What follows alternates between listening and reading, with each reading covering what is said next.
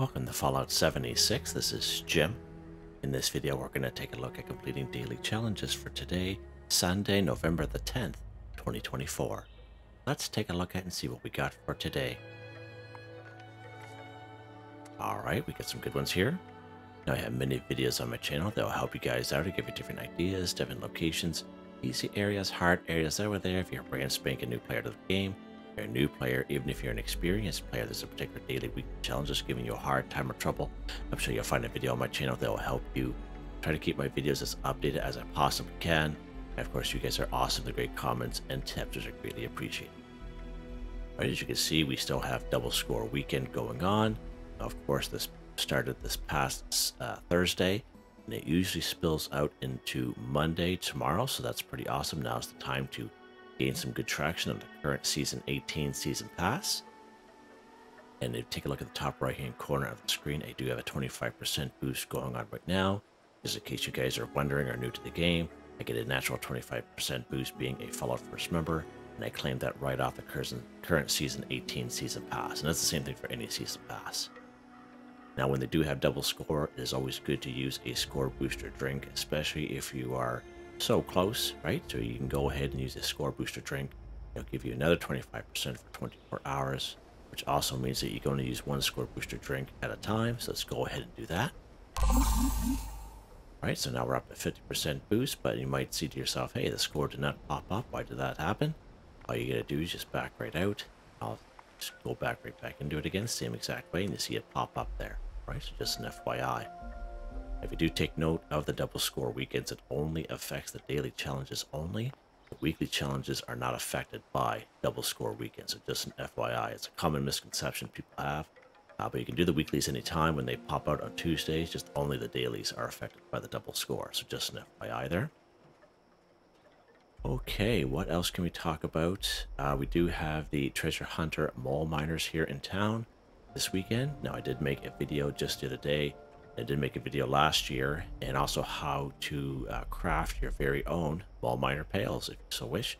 Now, I find treasure hunter mole miners are not very particular in who they hang around with and what enemy. We've even found them by themselves, actually, with no enemies around in a couple of my videos that I made with my low-level player, which is quite odd. But I can find it a little bit more scarce to find as compared to Holiday Scorched and Spooky Scorched, for example, okay? And it's basically the love of the chase, you know, and just ready to go through it. Now, in that video I made, I think we only found maybe, I think it was like, I would say 8 or 9 at the very most. Wasn't very many, but, you know, we still went through the video, show you some great locations. It's all time-stamped, and check it out if you so wish. All right, let's take a look here. Take a look at this one here first, this Gain XP 2500. It's very easy to gain XP here in this game. Just play the game, you know, go after some enemies, craft some things, one right after the other. If you have some resources, better off just going after a few enemies. It's very easy. Now, there are a couple things that will make that go faster. Of course, is lunchboxes.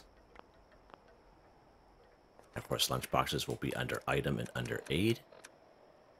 I believe we can stack 4 of them together.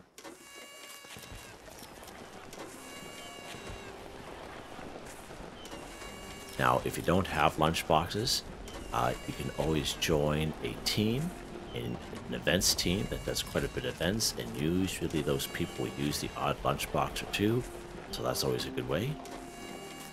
You can buy your own lunchboxes as well if you so wish for items in the atomic shop. Let's go ahead and show you that. Right down here in the utility section once it loads in. Now, they were on sale. This little bundle was on sale last week, so sometimes they do go on sale. And we can also buy lunchboxes using tickets in the current Season 18 Season Pass. And every day we get a free item in the atomic shop. If you come down here to the greatest hits, best of the best section, sorry, special free special offer. So I actually did get a free lunchbox here today. So everyone gets a free lunchbox. Okay, so it's always good to check this section every single day and pick up your free item. All right, that's pretty cool.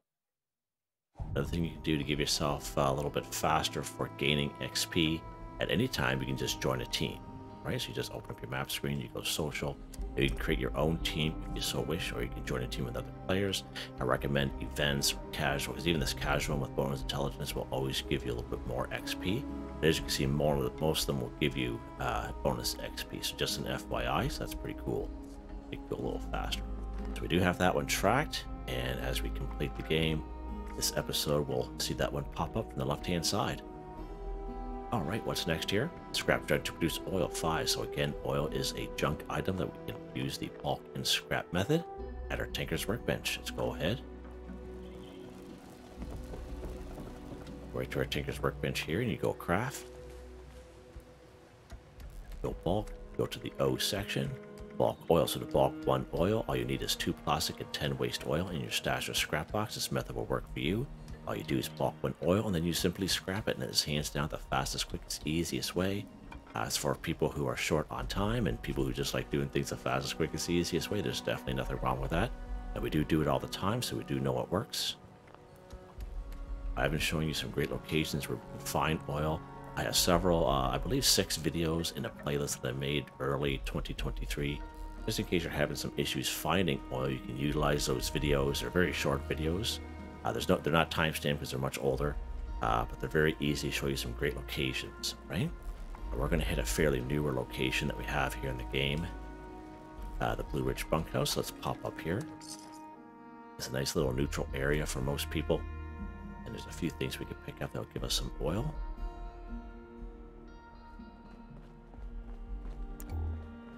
Clean up this, fix that. All right, we have these gas canisters here.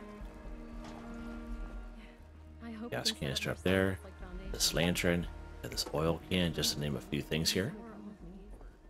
We also have a fuel tank over here. So as you can see, it's a pretty good spot. Pretty good spot indeed. All right, let's pop another fuel tank right there, but we'll leave that one there for next time. I was going to use that Tinker's Workbench there, but she's using it there. Of course she is. Hey, oi! Oh, I need to use that workbench. Yeah, thanks. Thanks. Appreciate it there. Let's go scrap. As you can see, the fuel tank gives us 2 oil. 1 gas canister gives us 1 oil. 1 lantern gives us 2 oil. 1 oil can gives us 2 oil. So as you can see, the different item stats there in the middle. Let's go ahead and scrap this stuff. Done. Just like that. Scrap junk to produce oil 5 for 5. Done. Easy. Super easy. All right, what's next?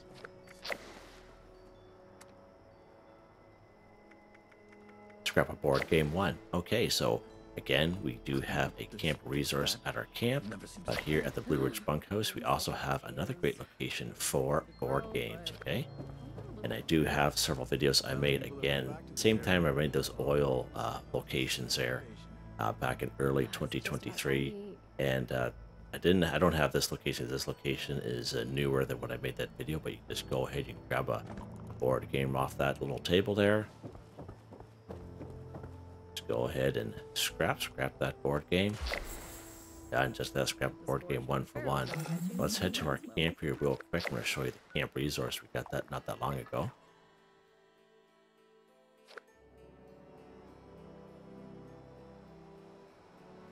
So this is the game cupboard. We have it upstairs here. We actually had to collect a board game just yesterday. So those of you who watched yesterday know which one I'm going to show. But this game cupboard, we got that long ago. Now, this was for sale in the Atomic Shop in a bundle. You could buy it by itself. The time was 500 atoms, I believe. But a lot of people bought it not just because how it passively collects board games while you play the game. It's how it's a game camp resource, but just the looks of it. People bought it more so because of the decorated look of it, because it's very well done. I think anyway. A lot of people mentioned the same thing in the comments. So you can always just grab a board game out of that, scrap it at your workbench, and done, just like that. So just an FYI there. Pretty cool. What's next here? Build anything in a shelter 10. So just in case you did not know, you get yourself a free shelter here in the game. It's right up here at Vault 51. Now, if you are lower level, I would say the hardest part is getting your character up here. But once when you do, it's only a small little side quest, about 5-7 minutes long. There's no enemies, and basically you just get yourself a free vault and a few decorations and a little generator for that vault. And it's very easy to do. Very simple. You get yourself a free vault that way. Now, if you were around in Season 13 scoreboard, If you're a returning player and you made it all the way to rank 100, you were to get yourself a free vault lobby shelter, or sorry, sound stage shelter. So just an FYI there. And also, if you paid for Fallout First just once, just for 1 month, and then canceled, never played for Fallout First ever again, and you claim the vault lobby shelter, you'll always have that vault lobby shelter, even though you don't pay for Fallout First anymore. So I have 3 shelters, for example, and all 3 of them I got for free. Okay, so just an FYI. I think our shelter is out back here, or on the side here. Shut this light off. So this is the soundstage shelter. This is the one we got at rank 100 at season 13 scoreboard back in the day.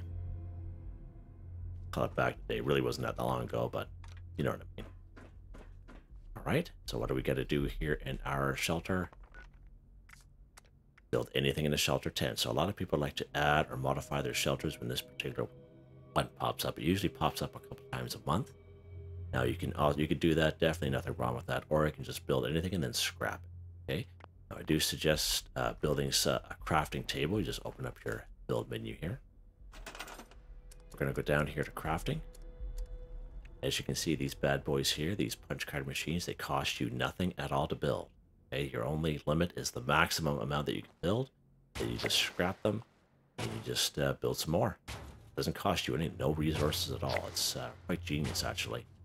Can't remember who had mentioned it. It was a subscriber, maybe 8 months back or so, and I'm thinking, wow, I never even thought of that. All right, so you see we're at our limit there, so let's go ahead and we're going to scrap some of here. And as we scrap them, of course, we're not going to get anything in return because we didn't use anything to build them in the first place. There we go. Build anything in the shelter 10 for 10, just like that. Just like that. Pretty cool, eh? Easy. But if you do have a nice shelter, a lot better, nicer than mine. Mine's more for like a display purposes for doing videos. But if you do, utilize your shelter more, you could definitely keep what you build. Definitely nothing wrong with that. And let's head outside here.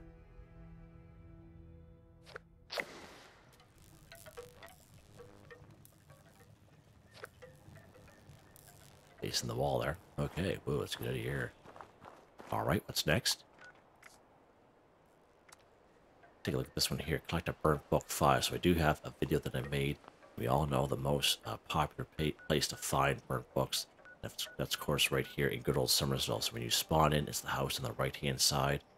For the returning players, it used to be the house that used to be infested with Mirelurks. Now there's maybe about 4 or 5 ghouls in there. But the only word for warning about that house on the right hand side is, even though there's tons and tons of books on all levels in that house, a lot of people like to use that house to reset their game. So by picking up 255 items, people reset their game. Basically, when they do that, items kind of reappear for them and such. So a lot of people like to utilize that. So is a good chance that if you are only limited to public service, you can go to that house back to back and there'll be not a book in there. Someone had mentioned that to me this past summer, and they said, no, the burnt books aren't there anymore. They're Jimmy. And I said, no, I was just there the other day. Unfortunately, you just happened to be at the wrong place, wrong time, wrong server kind of thing back to back. So just an FYI, just have a little bit of patience. That's all I can mention if you go into that house. But I am going to show you a few other good places you can go. Right here in Helvetia, we have the White House on the corner right across the street from the Yellow House. Okay, right on the main street. If you head upstairs, there's usually a little bookshelf there. It usually has about a dozen or so burnt books on there. Okay. Another great spot, which I just kind of remembered when I was playing with my low-level character doing submissions, is the Overseer's home. All right. Not so much the Overseer's home, but her childhood home, I should say. So let's go to Sutton, and we'll fast travel to the Overseer's home just so I can show you. I like to kind of show off different locations and such, just to give you guys ideas, just in case you are limited to public service. And I understand the frustration can definitely be real. So we all know that's the Overseer's home up there with the red star. But this blue house here, this was the childhood home of the Overseer. Let's pop down here. Our light on it. How dark it's going to be inside here. Right? So there's actually a board game here as well. So you can actually come here and get your board game and scrap it that way as well. Okay. So there's usually a couple burnt books here on the table. If we head upstairs, there's a bedroom. This one right here. There's some more board games up here you can pick up. some burnt books. It's not a whole lot of burnt books, not like that house in Summersville, but I'm telling you, it's a nice little spot. You can get this done just like that. Look at that, we get some composite skis in here too. Nice. Fiberglass. Did that yesterday. We're doing those daily challenges. All right. On a roll here. What's next? Well, Snallygaster 3. So Snallygasters are a formidable opponent, that's for sure, at any level. Of course, right up here, kitty corner cabin. So I do have a video showing this there I made early on. It's a very short video. Now, there's a 50% chance. It's not a 100% chance, but 50% chance to find Snallygasters. The other 50% chance is rat scorpions. So just an FYI at kitty corner cabins. At the last resort, you can always try that out.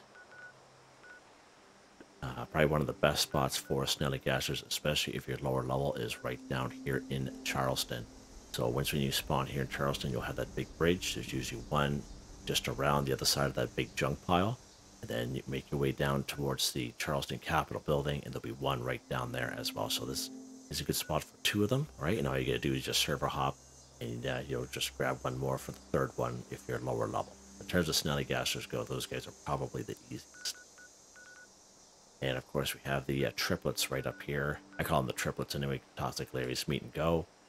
And usually one or two of them are glowing.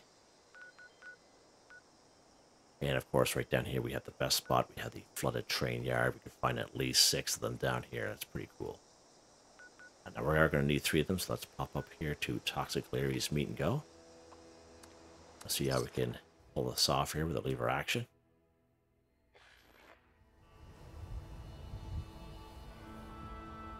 You can throw a couple grenades if you so wish, whatever you want to do to make it easier on yourself. Nice.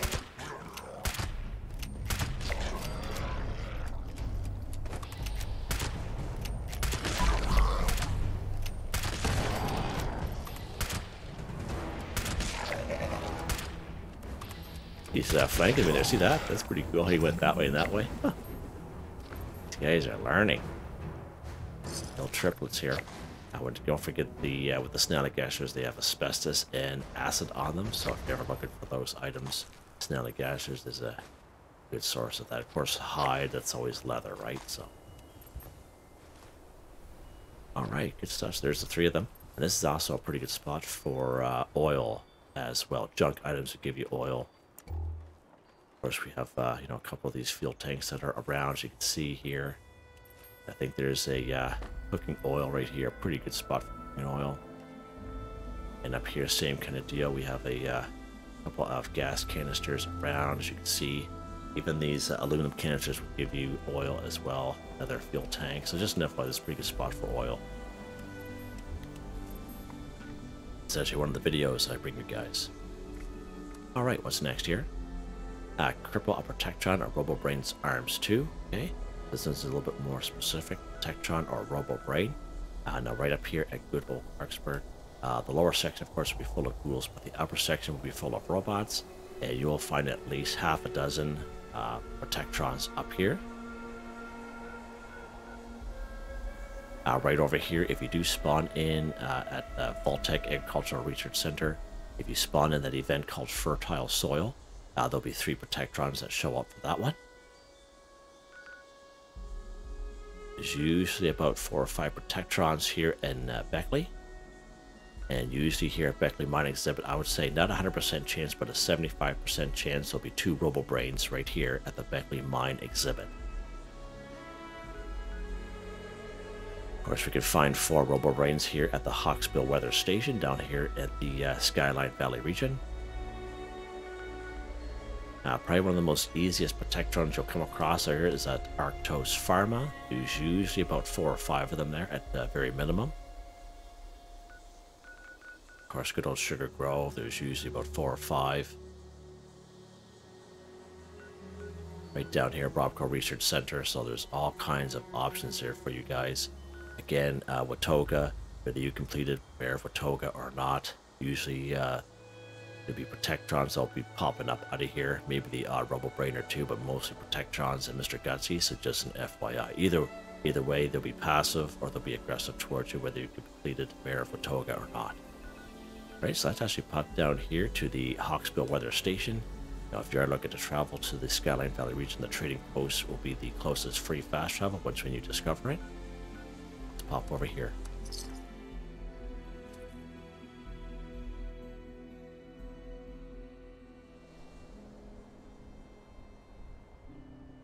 Now we're just not destroying the Protectrons or Robobrains, whichever one you're going after.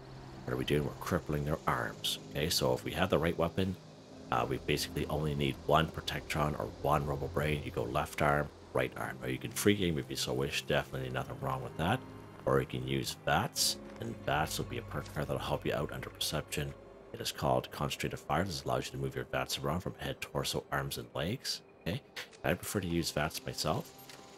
Now, most ballistic weapons, the drill, if you have power armor on, of course, you're going to get up close and personal. The shotgun with the Enforcer perk card under agility. Bow and arrow works good. Plasma caster, plasma rifle. It's just an FY. So there's our first little victim here. So let's go ahead and we're going to go for the arms here. Now, you do got to be careful with robots. When you do cripple their arms will fall off. Okay? And when that happens, they will explode. So if you do that, don't run right up, and especially if you're lower level, like on a tanky build. All right, and just be very careful. All right, let's go to the left arm. Okay, so as you can see, we only needed the one Robobrain. All right, so I just wanted to show you that, so that's pretty cool. His arms are still attached, so that's pretty good. He may or may not explode. Alright, so we do have one left there that we're just going to get caught up on. Gain XP, so let's go ahead. We're going to get rid of the rest of these Robobrains.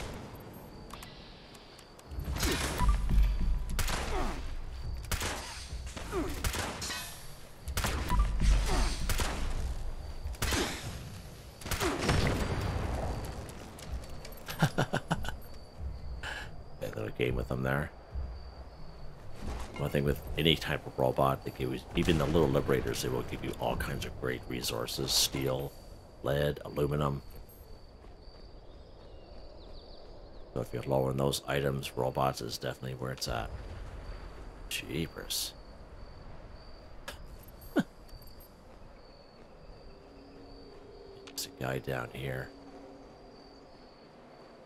I haven't been in the Skyline Valley region much, I find, lately. Might switch my camp over to it. And... Right, there we go. Gain XP. Might as well get this guy here so he doesn't feel left out. Yeah, there we go. Nice.